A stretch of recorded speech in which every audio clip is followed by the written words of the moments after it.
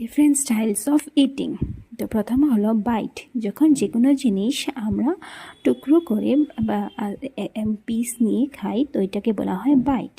She took a small bite of the apple. তারপর হলো চিউ, যে আমরা যে ভাত খাই, রুটি, যেগুলো জিনিস আমরা দাঁত দিয়ে চাবিয়ে খাই এটাকে বলা হয় চিউ।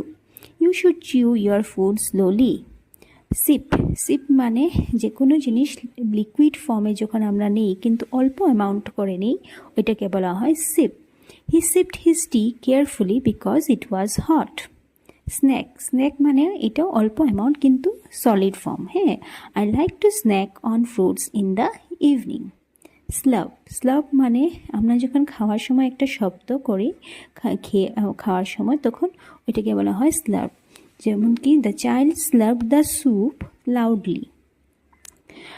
গবল, গবল মানে যখন আমাদের খুব খিদা পায় তখন আমরা তাড়াতাড়ি খেয়ে নিই তো এটাকে বলা হয় গবল।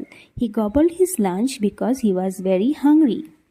নিবল, নিবল মানে খুব আস্তে করে চিউ করে খাওয়া, জেন্টলি খাওয়া আর কি, ওইটাকে বলা হয় nibble. The rabbit nibble the carrot gently. Munch, munch যখন যে কোনো জিনিস আমরা একটা একটা করে কন্টিনিউ খেতে থাকি ওইটাকে বলা হয় munch. They munched popcorn while watching a movie. Bolt, bolt মানে খুব স্পিডে খাওয়া আর কি, তাড়াতাড়ি। She bolted her breakfast and rush to school. So এইটা কতগুলো হলো অনেক ধরনের খাওয়াকে আমরা ইংলিশ ভোকাবুলারি হিসাবে কীভাবে ইউজ করি।